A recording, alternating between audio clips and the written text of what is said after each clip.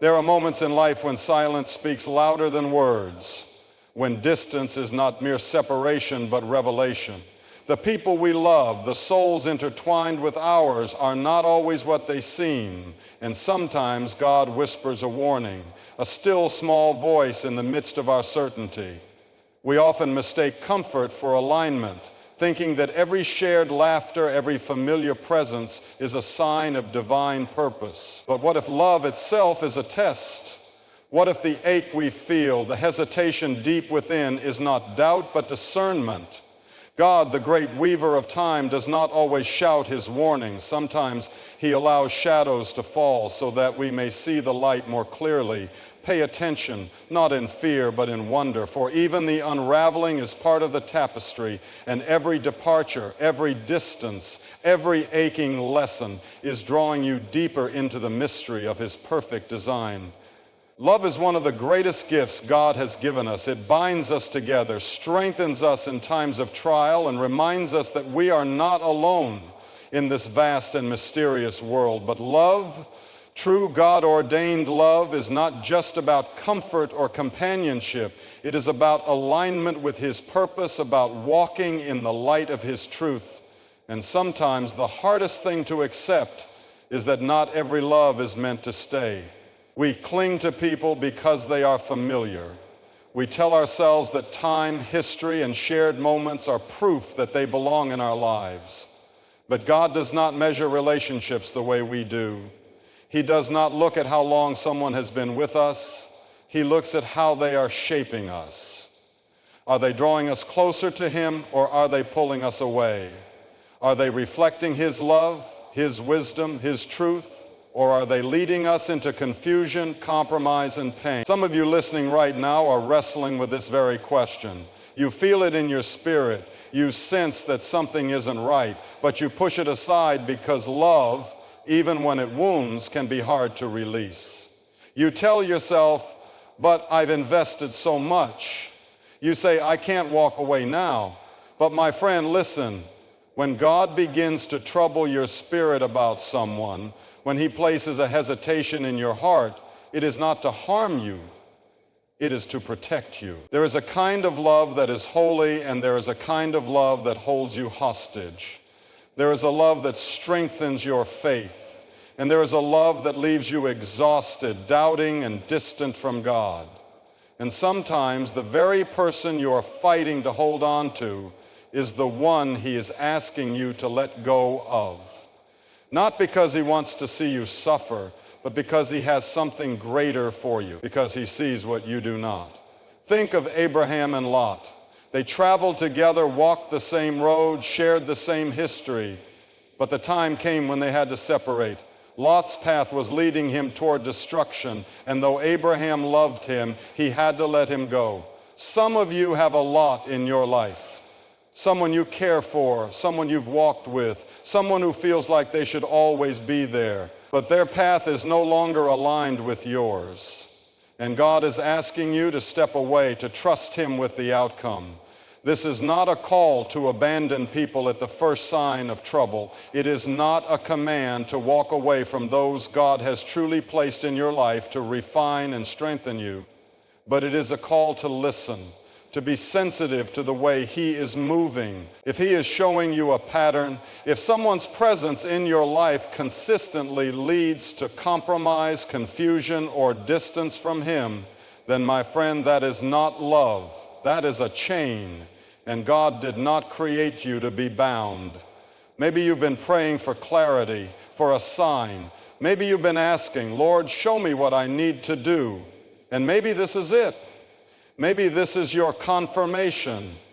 You don't need to force what God is trying to remove. You don't need to keep knocking on a door he has already closed. If he is warning you, trust him, because the longer you resist, the longer you delay the blessing he is trying to bring into your life. So tonight I ask you, what is God speaking to your heart? What is he revealing? Do not let fear keep you from obedience. Do not let history keep you from your destiny. When he calls you to release, do it with peace. When he calls you to walk away, do it with faith. because what he has ahead of you is always greater than what he is asking you to leave behind. God does not always speak in the ways we expect. We look for burning bushes, for voices from the heavens, for unmistakable signs written in the sky. But more often than not, his voice comes as a whisper, a quiet stirring in the soul, a restlessness we can't quite explain, a subtle unease that lingers no matter how much we try to ignore it.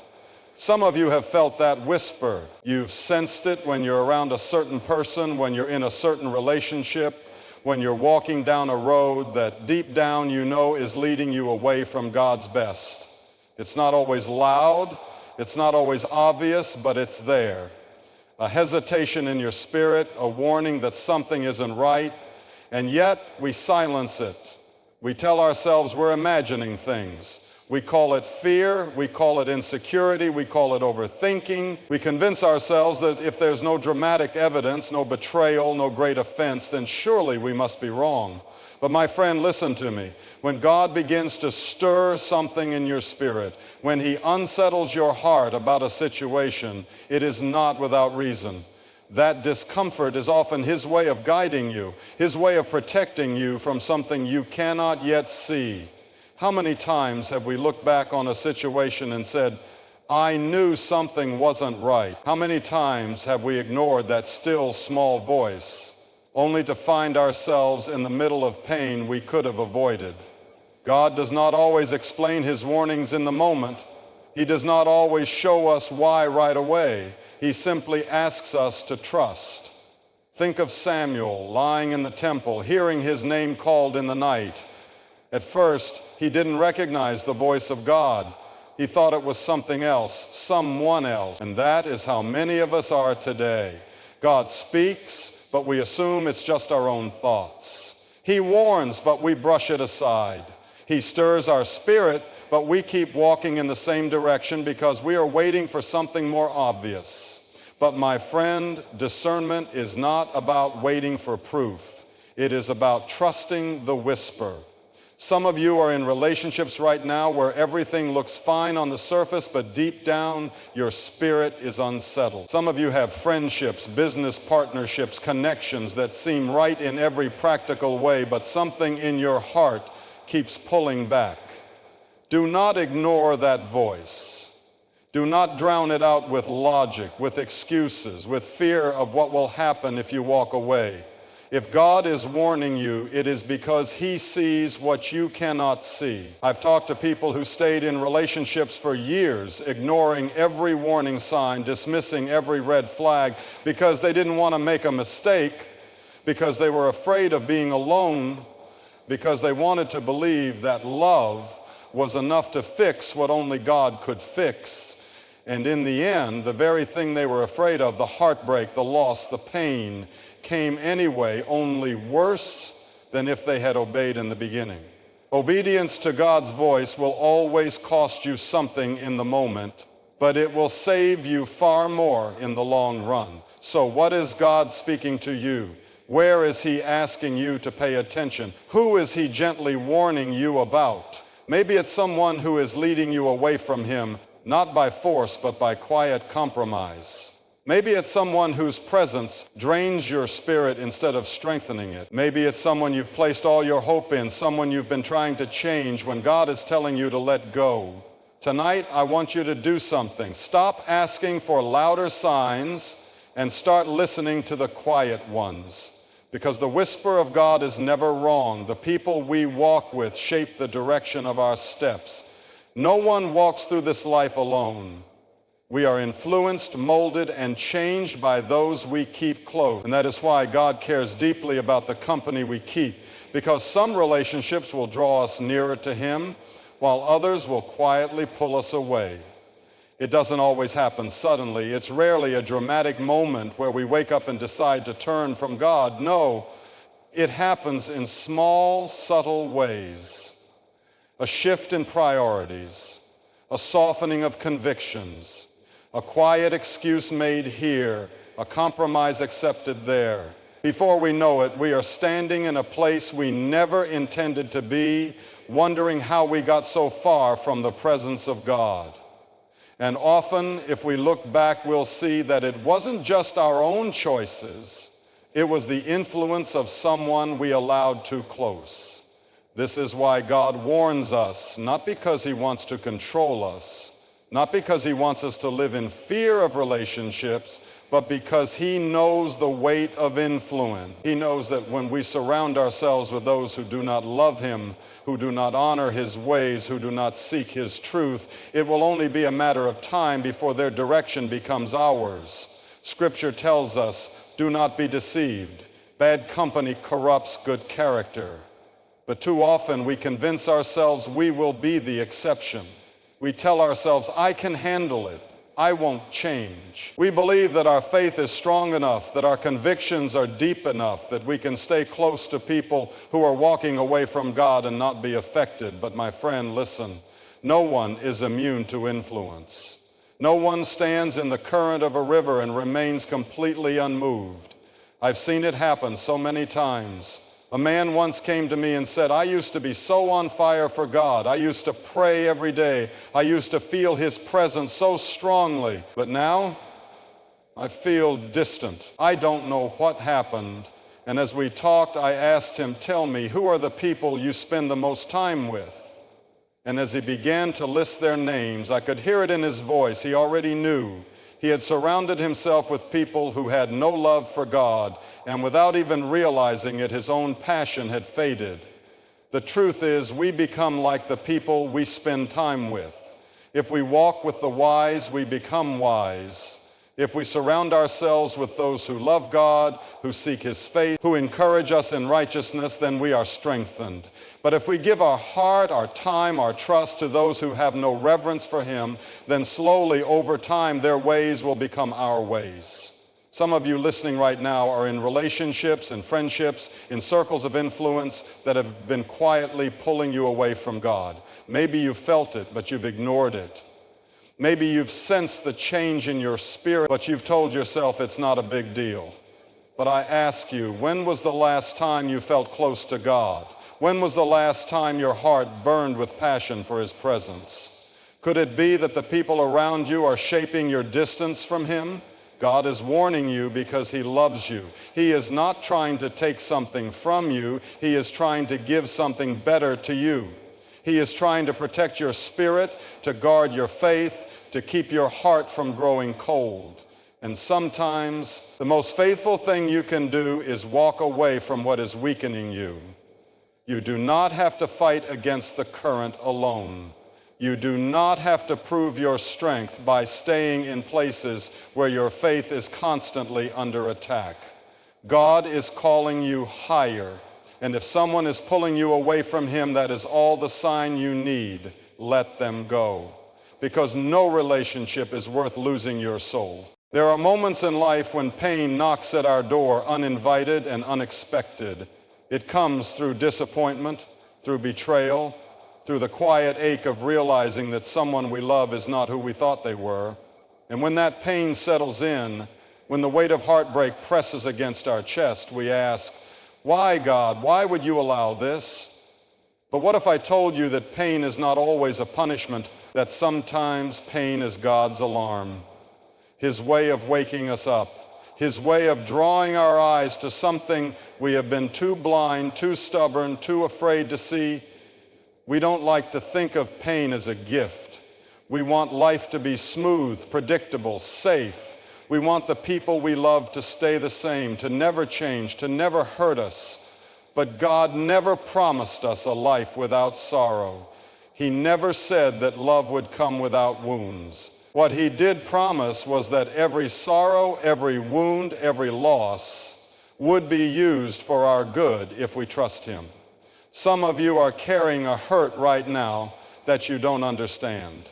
Maybe someone you trusted walked away. Maybe someone you loved let you down.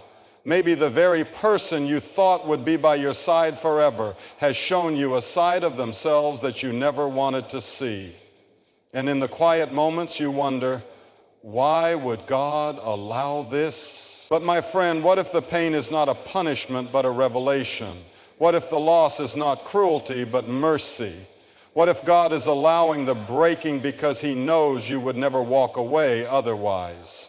We get so caught up in holding on that we ignore the signs, ignore the warnings, ignore the still small voice telling us something isn't right. And when we refuse to listen, sometimes God allows the pain to do the speaking. He allows the disappointment to wake us up. He allows the distance to grow so we can finally see the truth. Not to destroy us, not to leave us wounded, but to set us free. Think about Jesus. On the night he was betrayed, he had walked with Judas for years. He had shared meals with him, trusted him, given him every opportunity to choose the right path. And yet Judas still chose to betray him. But do you know what's remarkable? Jesus knew it was coming. He wasn't caught off guard. He wasn't surprised by the kiss of betrayal, because he understood that even pain, even betrayal, even heartbreak had a purpose in God's greater plan. And the same is true for you. What the enemy meant for harm, God will turn for good. The person who walked away, the friend who betrayed you, the relationship that ended, it may hurt, but it did not happen outside of God's knowledge. He saw it before you did, and if he allowed it, then he is using it. So don't waste your pain. Don't let bitterness take root. Don't let heartbreak convince you that God has forgotten you. Instead, ask him, Lord, what are you showing me? What are you saving me from? What are you preparing me for? Because I promise you this, if God is taking something away, it's only because he is making room for something better. Some of you have been crying over a door that God himself has closed. Some of you have been praying for a relationship to be restored when God is saying, let it go. Some of you have been holding onto the ashes of something that was never meant to last, and tonight God is asking you to trust him. Pain is not the end of your story. It is the beginning of a new chapter. And one day when you look back, you will see it clearly. You will see that the heartbreak, the disappointment, the loss was not God abandoning you. It was him saving you. One of the hardest things to do in life is to let go of someone we love. We hold on because our hearts are tied to them, because we see the good in them, because we believe that love should endure all things. And yes, love is patient. Love is kind, but love is also truthful. Love is also discerning. Love does not hold on to something that is pulling it away from God. Some of you have been wrestling with this. You feel the weight of God's warning in your spirit, yet you hesitate. You tell yourself, maybe I'm overreacting. Maybe I just need to pray more, fight harder, wait longer.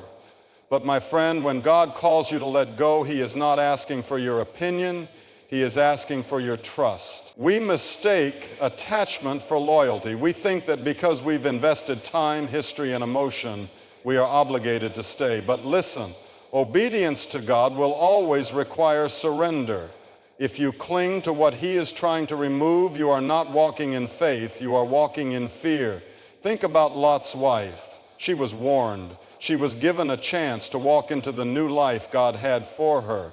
But she turned back. Why? Because her heart was still in the place God was calling her out of. And in that moment, she lost everything. Some of you are looking back.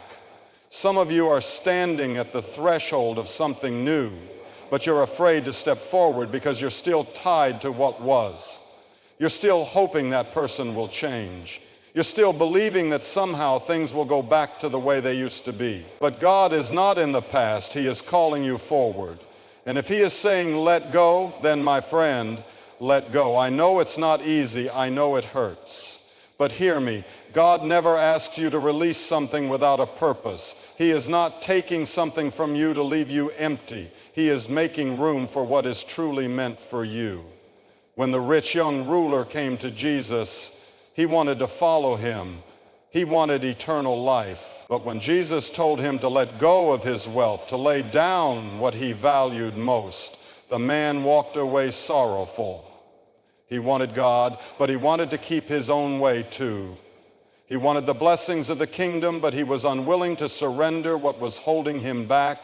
And many of us are the same. We say we want God's best. We say we trust him, but when he asks us to release something, When he asks us to walk away from a relationship, a friendship, a connection that is not part of his plan, we hesitate, we mourn, we question. And in that hesitation, we delay the blessing he is trying to bring into our lives. Some of you have been praying for clarity. Some of you have been asking, Lord, show me what to do. But deep down, you already know. God has been showing you. He has been speaking, warning, stirring something in your heart. And now the choice is yours. Will you trust him? Will you believe that if he is calling you to walk away, it is for your good? Or will you hold on so tightly that you miss what he has ahead? Let me tell you this. When God says no, it is not rejection, it is redirection. When he removes something, it is not to harm you, it is to heal you. And if you trust him, if you surrender, if you let go of what is not meant for you, you will look back one day and see that he was faithful. But first, you must take the step. Because obedience is not about understanding everything. It is about trusting the one who does. When God removes someone from your life, it is never without purpose. We don't always see it at first. Sometimes all we see is the empty space they left behind, the unanswered questions, the ache of what could have been. We wonder why it had to happen the way it did. We replay conversations in our minds, searching for what we could have done differently, as if somehow we could rewrite the story. But my friend, if God has closed a door, if he has drawn a line and told you to walk away, then your job is not to understand, it is to trust. Trust is hard when the road ahead is unclear. It's hard when your heart still longs for what was, when memories whisper to you at night, when you look around and wonder if you made the right choice. But listen, God does not remove without replacing. He does not allow loss without preparing restoration. And while you may not see it now, while you may not understand the fullness of his plan in this moment, you can be sure of this. If he allowed someone to leave, then he is making room for something greater. Think about Joseph. He was betrayed, abandoned, thrown into a pit by his own brothers. People he loved, people he trusted. For years he must have wondered, why, God, why did you let this happen? But what Joseph didn't see then was that the very people who betrayed him were the ones pushing him into his destiny. The very loss that broke him was the thing that positioned him for his purpose. And one day when he stood in a place of blessing, when he saw the plan of God unfold before him, he looked at the same brothers who had betrayed him and said, what you meant for evil, God meant for good. Some of you need to hear this tonight. What you thought was rejection was actually protection. What you thought was a loss was actually a setup for something better. The person who walked away, the relationship that ended, the friendship that crumbled, if it was truly meant for you, it would have stayed. If it was part of God's plan for your future, he would not have allowed it to be removed. But because he is a God of love, because he sees the beginning from the end, he allowed the separation for your good. I know it's hard to accept. I know there are moments when you just want things to go back to the way they were. But hear me, God is not in the business of taking you backward. He is always calling you forward. And if you keep looking back, if you keep longing for what he has already removed, you will miss what he is trying to bring into your life. I've met people who spent years stuck in the past, unable to embrace the new thing God was doing because they refused to let go of what had already ended. They kept trying to revive something God had already declared finished. They kept waiting for someone to return when God had already given them permission to move on. And in doing so, they delayed their own healing. They delayed the new relationships, the new blessings, the new purpose that God had for them. Don't let that be you. Don't let grief over what's gone keep you from receiving what's coming. When God removes, he restores. When he takes away, he replaces. When he asks you to let go, it's because he's already preparing something better. So what will you do? Will you keep staring at the closed door? or will you turn and walk toward the future he has planned for you? Because no matter what you've lost, no matter who has left, no matter how much it hurt, you can be sure of this: God's plan for your life is still unfolding, and what he has ahead is far greater than anything you've left behind.